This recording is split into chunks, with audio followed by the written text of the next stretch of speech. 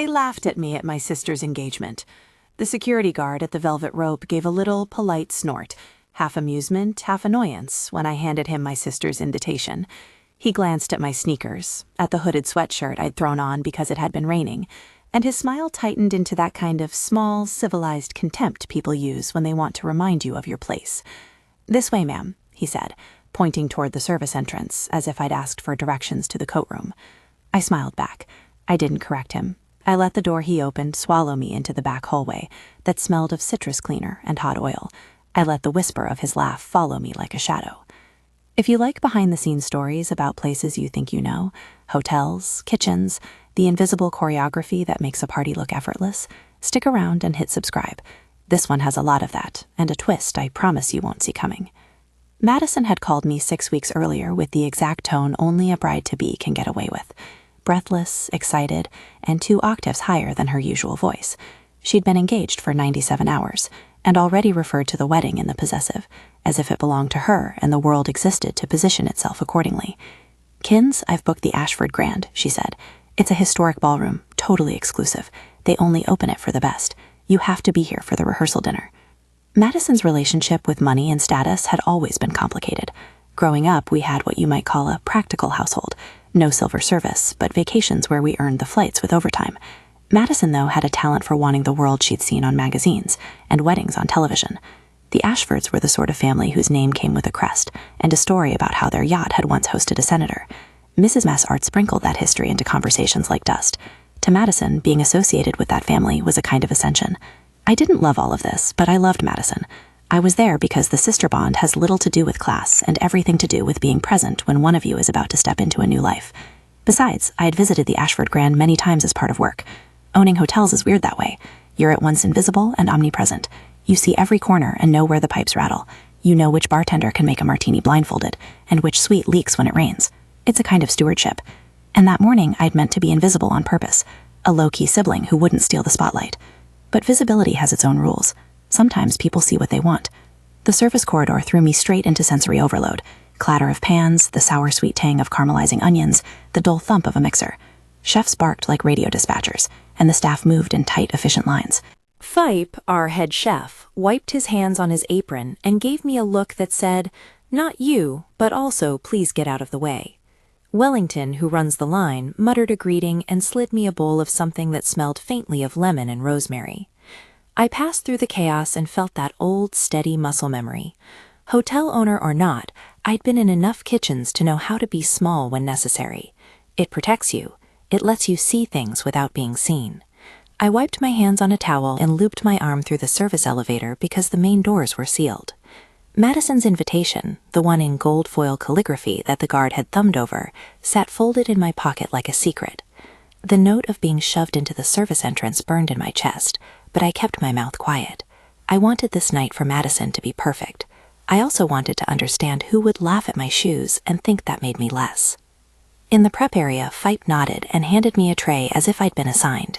"You're late," he said, and there was no judgment, only the way kitchens talk. Brief, efficient, slightly violent with truth. Behind him, Wellington warned the line about an extra vegetarian dish being added at the last minute. The staff moved around me like a river around a stone. For an hour, I balanced trays, cleared plates, and practiced the incantation of service. Apologize, remove, offer, move. I learned more about people in those 60 minutes than I had learned in a month of formal conversations at cocktail parties. It wasn't all humility. I watched the staff the way managers watch unmatched talents. They trusted each other's hands and covered for one another when someone slipped. There is dignity in that flow. The servers had rhythm. The dishwashers had jokes. The man who checked the linen was humming an old Motown tune. I began to feel less like an interloper and more like someone accepted into a hidden society, the people who make celebrations happen. They didn't care what I wore. They cared whether the garnish was right. It wasn't until the general manager, David, appeared with a tablet that the night began to itch. He caught my eye with that look that means private problem and pulled me into a corner behind the pantry. He's the kind of man with a small iron face that habits like discipline have shaped. "You're not supposed to be back here," he said, though his voice was calm. "You can't be seen on the floor." "I know," I said. "I'm fine." He hesitated, then lowered the tablet so I could see. On the screen were security feeds tiled like a courtroom of small crimes. Ballrooms, corridors, service doors, the coat check. The images were slightly delayed. The cameras recorded everything a hotel is wise to remember. "We've got a situation," he said. "You need to see this." The feed cut to Mrs. Ashford's face. She was deliberate and crisp in that upper crust way. Pearls, hair done, a posture that had been practiced in front of mirrors and at galas. She wasn't the villainous, cartoonish type. She was effective in sharp manners and smaller cruelties. In the footage, she approached one of our junior servers, a young woman named Rosa, who had a habit of fidgeting with the cuff of her sleeve when nervous. Mrs. Ashford's hand slid a small envelope, cash folded inside, across the server's palm. The movement was almost imperceptible, but our cameras caught everything. Rosa looked startled, glanced around, then slipped the envelope into her apron. The camera cut to a different angle, Mrs. Ashford kneeling beside Madison's chair, riffling through Madison's purse with the quick, practiced fingers of someone who had done this before. The feed wasn't judgmental, it simply recorded. Mrs. Ashford's expression was intent and private, as if she believed private transactions were part of the social art of belonging. I'd seen people try to buy favors in airports and gala after-parties. I'd never seen someone use bribery as a weapon aimed at humiliating their ostensible host. It was small crimes, bribing a server to plant a rumor, riffling a purse to find a compromising receipt, but the implications were larger. Patterns are how you see truth. When David flicked through other clips, they formed a nasty little mosaic. Mrs. Ashford in the kitchen accepting a call with a sleeve of cash on the counter, a man in a suit slipping a USB into a service station laptop, a hush of people near the coat check when no one else was looking. "You sure?" I asked. Our cameras don't lie," David said. He didn't sound triumphant. He sounded like someone holding a grenade and trying to decide whom to throw it to. But there's more. We've been tracking payments and deposits. Some things don't reconcile. I pulled a bank return for a deposit made by the Ashfords last month. It came back as insufficient funds. The check was returned. Hearing insufficient funds and that whisper made my chest tighten. A bounce check in the context of a family who uses wealth theatrically is not just a financial slip. It's evidence of deeper instability. It explains a lot about why someone would feel justified in trying to manufacture influence. If you can't buy respect with real money, you try to buy illusions that look like it. "Do we have proof?" I asked. The owner in me surfaced like an old habit. Calm, practical, used to the idea that documentation makes chaos manageable. David taps his tablet, bringing up another screen.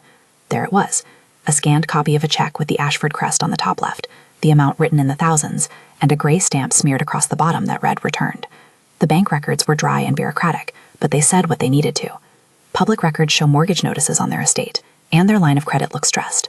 I pulled what I could without raising flags. It's not my job to go fishing in people's finances, but as the manager, I'm responsible for the hotel. If they're planning something, I need to know. "It explains the urgency," I said. "If you were desperate to validate prestige, what's a social humiliation in return for a chance at real money?" I could see Madison across the kitchen hatch, her hair perfectly pinned, laughing in a way that makes the air around her sparkle. She was surrounded by people who fed her image, complimentary champagne glasses, aunties in silk, a steady stream of "that's my niece" introductions. She did not see what we saw in the feeds, the careful planning, the exchange of envelopes, the male background actors more than guests. She did not yet know the ropes had been pulled tight around her celebration. There's a particular coldness that comes with recognizing a plan in motion. For most people, the reflex is either confrontation or withdrawal. I had options unique to my position: make a scene as the wronged sister, or use the systems I'd spent years building to expose the artifice, in a way that protected my family from theatrical blackmail and protected the staff from being compromised. The choice felt less like revenge and more like stewardship. "Do you want me to?" David started. "No," I said, because my instinct didn't point toward immediate exposure.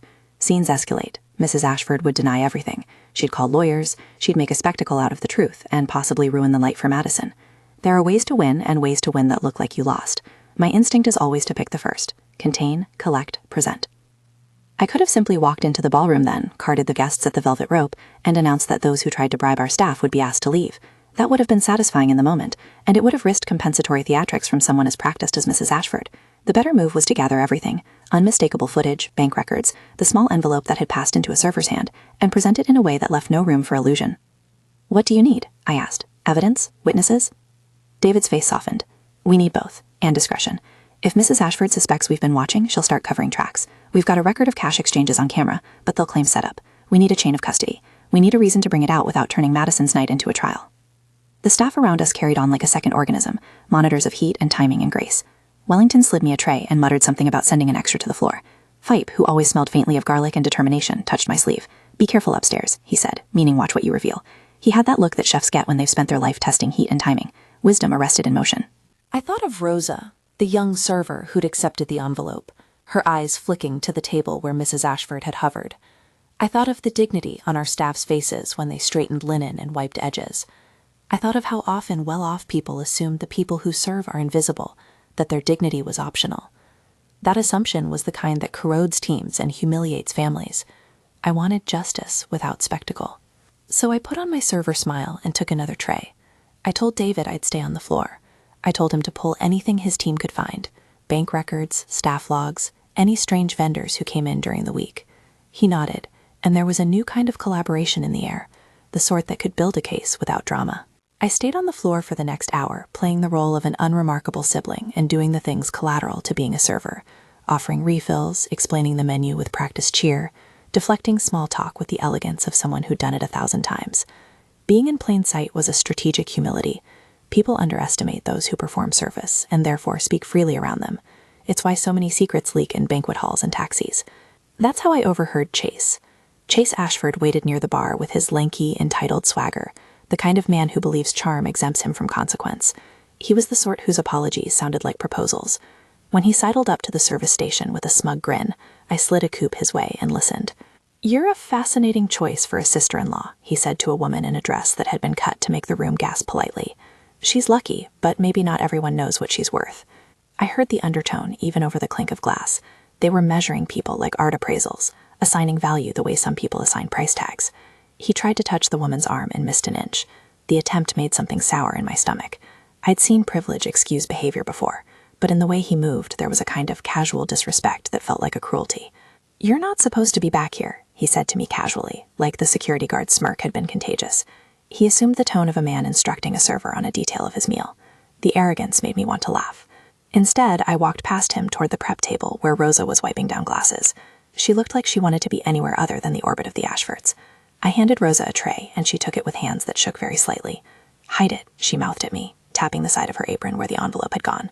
Her look said two things: "I'm terrified, and please help." My decision formed then, not in a flash of righteous fury, but in a slow, practical way that suits a career spent building things. If we exposed this ham-fisted plot with proof that could survive the stagecraft of upper-class denial, we would not only stop the Ashfords from theatrically extorting my sister's future, we would protect Rosa and others who'd been offered small bribes in the hopes of manufacturing compliance. I went upstairs to the office corridor where the owner's suite and our control room lived. The corridor smelled of old books and coffee. I slid into my small, efficient office, closed the door, and looked at the monitors that told me what the building knew about itself.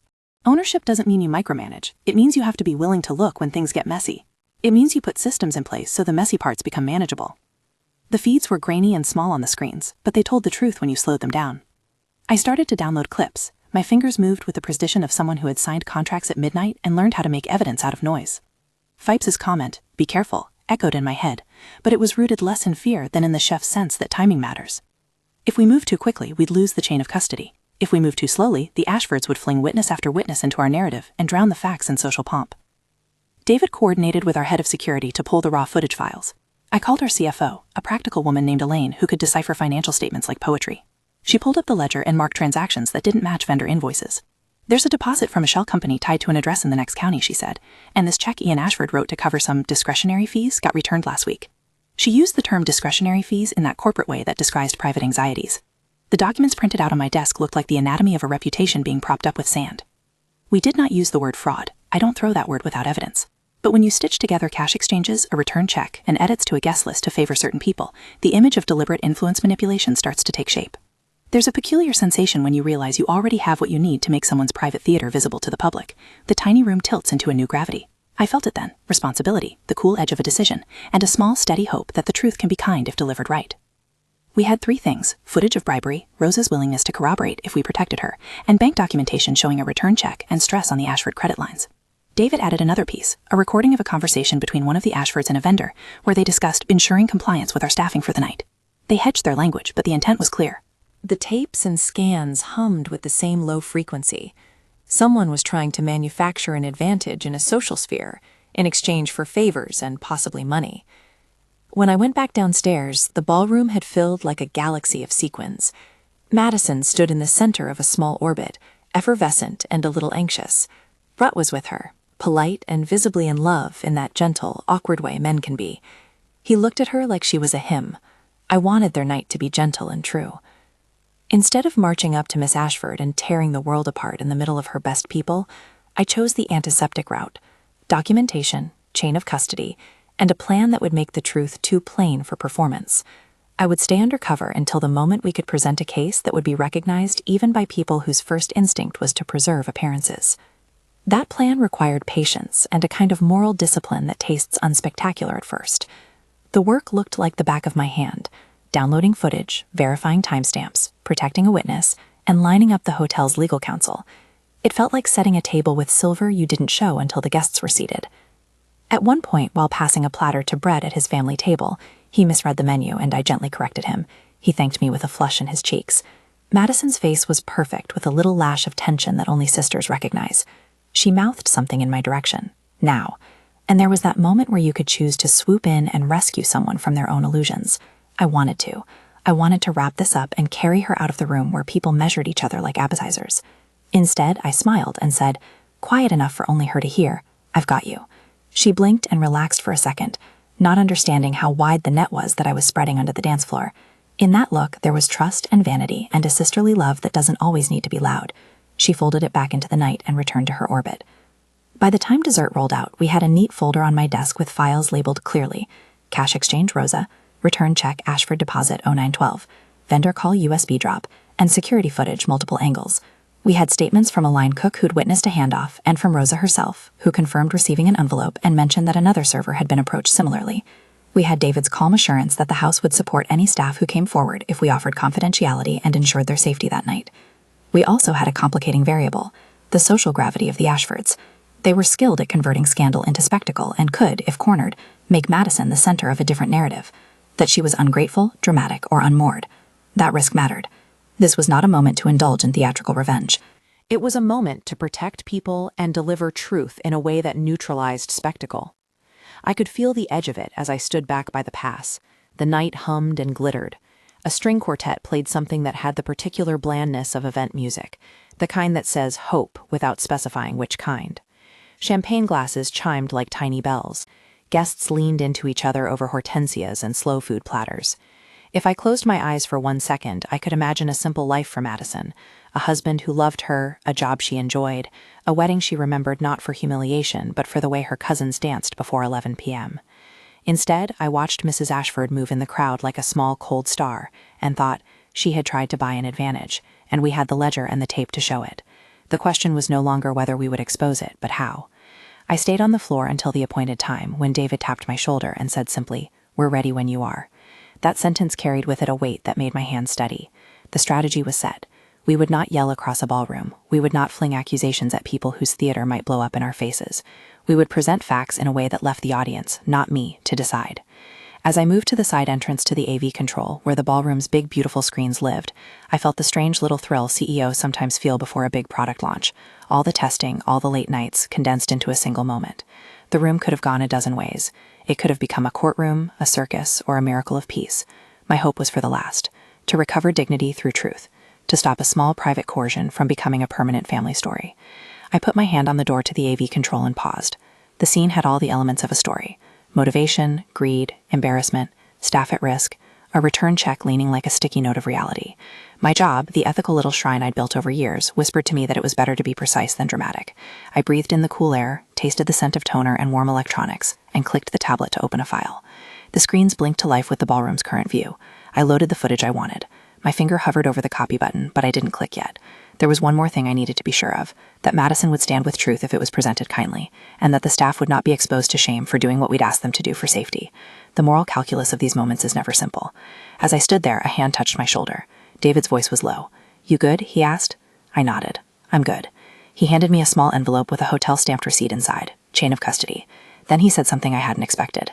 "If you want, after this, I'll offer Madison a position here. It's honest work. It'll be hard, but steady." The offer made the night feel like a hinge. It was an act of restoration, not punishment. Part of my plan had always been to restore, to take what was broken and see if something true could grow in its place. The idea of Madison, a bride humbled, Finding work in a place that values labor felt like a small, firm stitch. I was ready to move. I clicked the copy button and watched the files transfer. The little progress bar in the corner was anticlimactic, but it meant that the system would preserve the original feeds in a way a story can't once it's free in the air. I printed out the check scan and the ledger excerpts and slid them into a folder with the footage labels. My chest felt tight, but not with anger, more with the cautious hope of someone about to protect people who deserved it. That's where I'll leave you for now. Me in a small control room, the folder warm under my hand, the ballroom a glittering organism filling the hotel's heart with applause and clinks, and the knowledge that the next steps would change a lot of lives. I had chosen containment and evidence over spectacle, and the plan was in motion. David tapped his shoulder. "Now," he said. I stepped out of the AV control into a corridor suddenly too bright.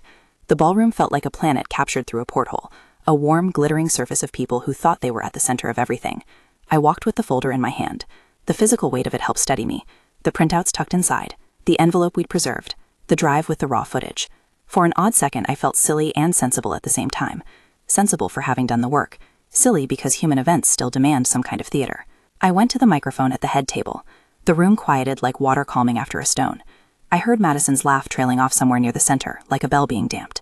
I did not take the high road with a speech about class or cruelty. I took the plain road. That was always more effective.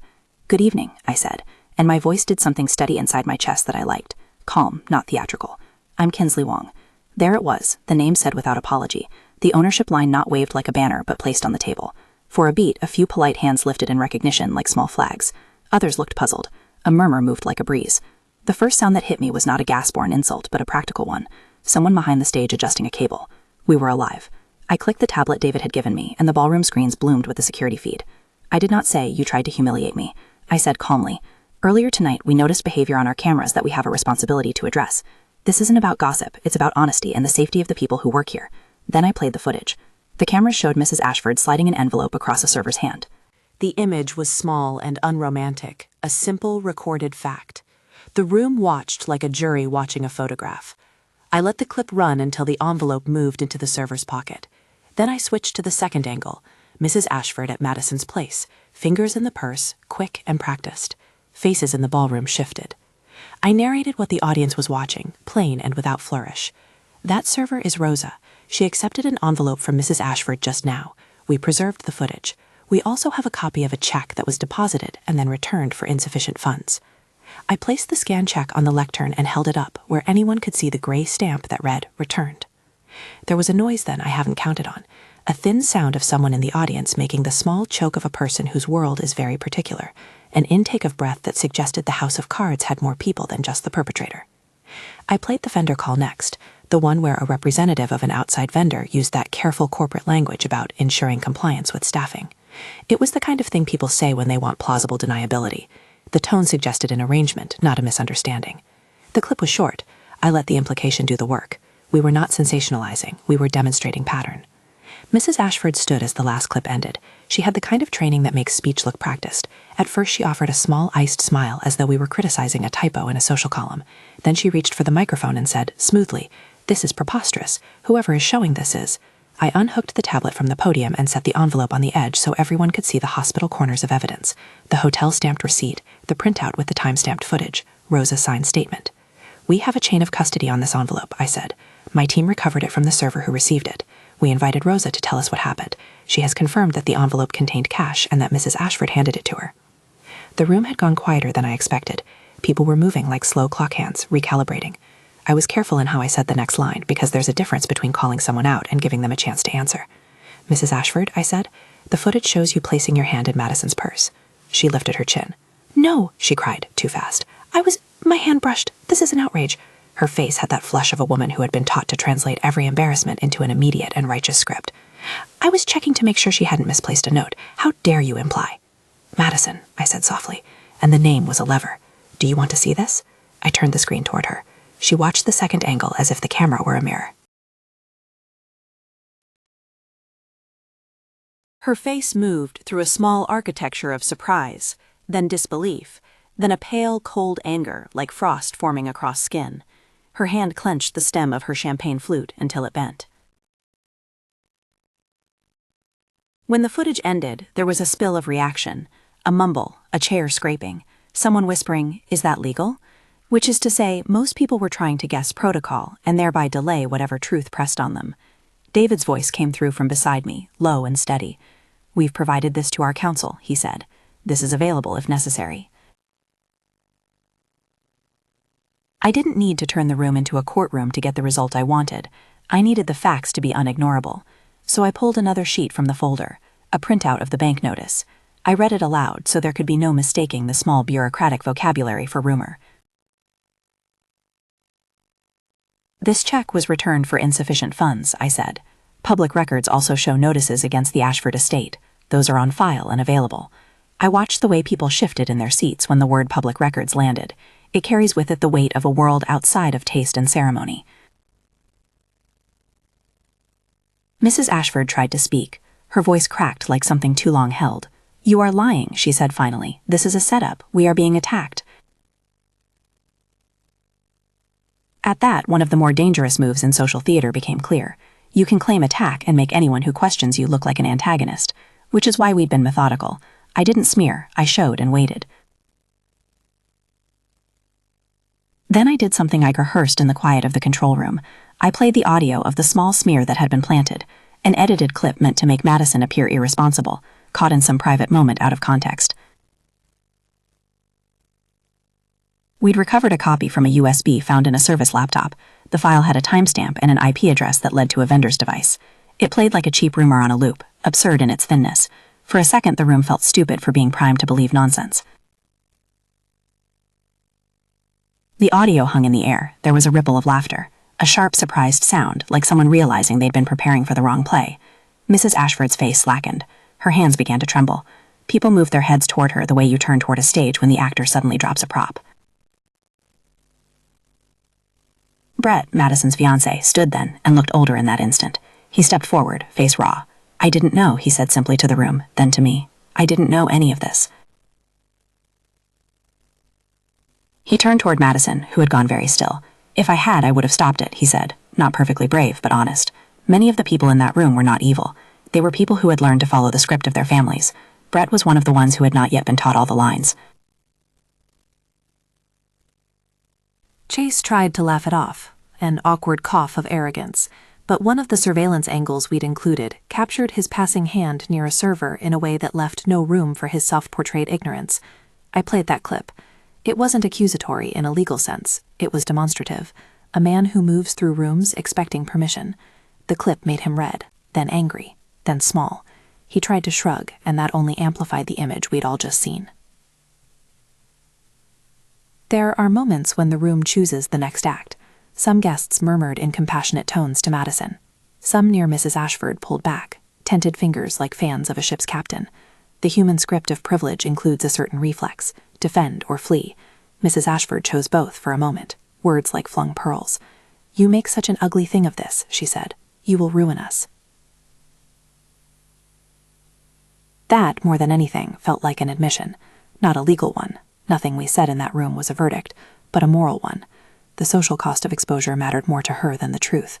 That framing helps explain why some people spend money on performance, to keep the script intact. I closed the folder and set it on the lectern. "We wanted to protect Madison tonight," I said. "We wanted to protect our staff. We did not want to turn this into a spectacle. But you gave me no choice when my staff's dignity was being traded for a rumor." My voice stayed even.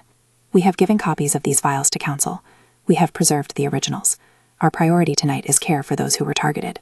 If anyone wants to come forward to the House office, David will be there, and so will our legal team." The ballroom did not explode. It rearranged itself like furniture after a storm.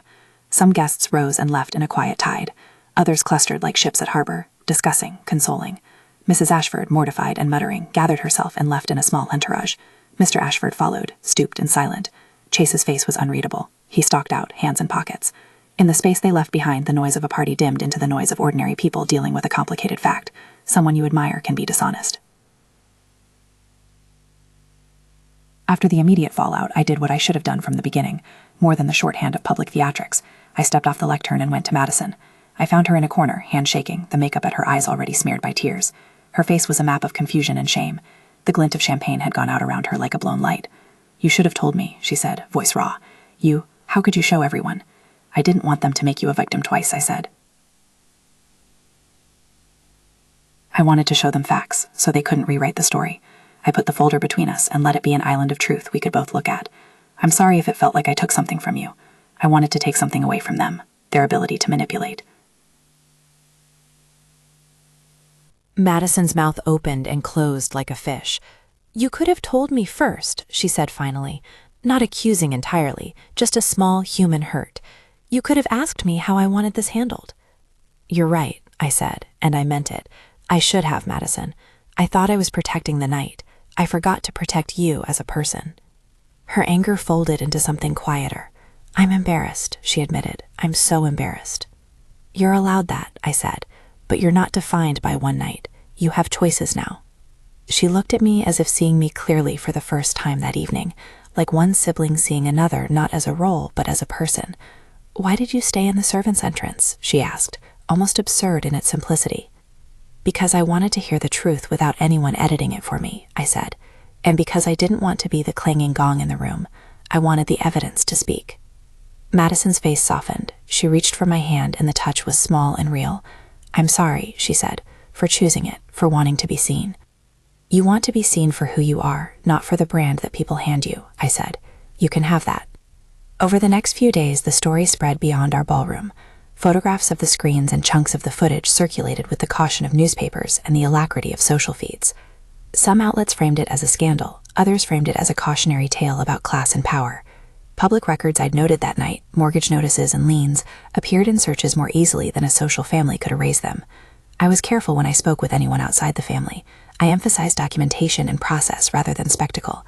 I also emphasized that my purpose had never been to destroy lives, but to stop a small private coercion and to protect people like Rosa. Rosa became a kind of quiet hero to the staff. We offered her a salary bonus for the trouble and a permanent position if she wanted it. She chose to accept, and her face lit with a way that made the dishwashers grin in a way only people who work together understand, a mix of pride and amusement at the industry of life. I also publicly thanked our team, Phipe, Wellington, David, and the whole line for their professionalism. The dignity I wanted to protect had to be restored in a tangible way. We compensated staff who'd been pressured, and we made sure there were resources for any who felt shaken. Madison and Brett weathered a private conversation in the days that followed. Brett, who had been naive to some of the social currents around him, insisted he had not known. He asked what he could do to make it right. He wanted to help, not to buy forgiveness, but to earn it. He volunteered to take accounting classes to better handle the practical side of their life together. He told me later, embarrassed and earnest, that he wanted to be a partner who could see through family theatrics. He began to sit with our CFO and learn the boring, steady things that make people secure. Chase and the Ashfords retreated into their own orbit. I'm not the sort to celebrate someone's fall, and I avoided framing this as a crowning moment of triumph. But the social scaffolding that had enabled certain behaviors did begin to crumble once a few facts were in the open. Public records and the attention of the press do strange, slow work. Notices on the Ashford estate appeared in the county office, documents anyone can find if they look. I'll say it straight, I did not enjoy watching someone's life become difficult. I did, however, feel a kind of grim satisfaction that the system someone had been using to manufacture advantage could not do so indefinitely. The family meetings afterward were messy and honest. Mrs. Ashford called. She left a message that sounded like pride bruised and a woman who had nowhere else to put the admission. "You humiliated me," she said. "You," and then she broke off with a breath that was less a threat than a sob. People who have only one language for being wounded often use words like weapons. I called back and offered a private conversation that she declined. These things cannot be forced. Madison eventually accepted David's offer, an honest position at the hotel and guest relations. She took it partly because she wanted to step out of a world that had taught her to measure worth by applause, and partly because she genuinely liked some part of the hospitality work, the small kindnesses and the feel of fixing something for someone. She surprised herself by liking the rhythm.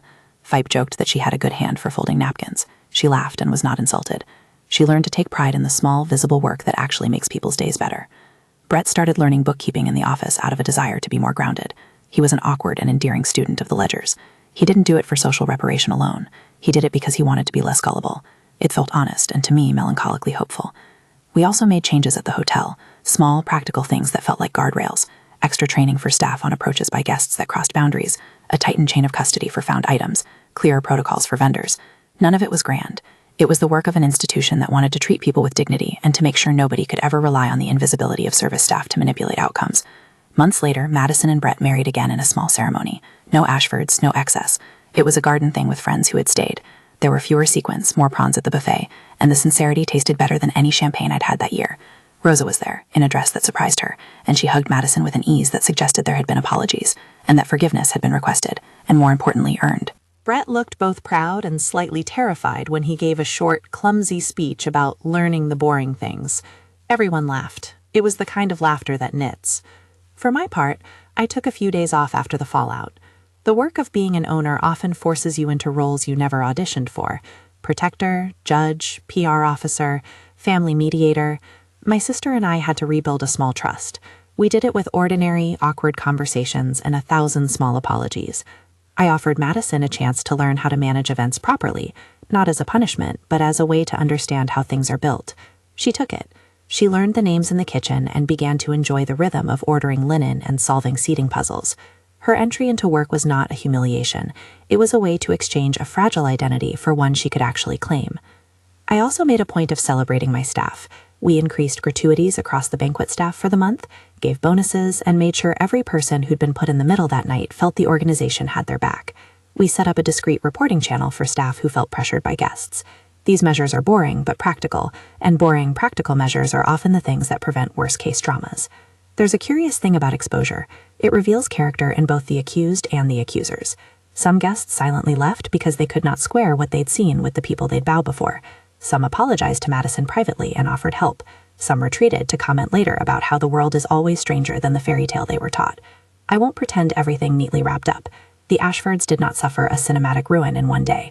Real social decline is usually slow and administrative. Papers filed, invitations rescinded, reputations recalibrated. Public records do their quiet work.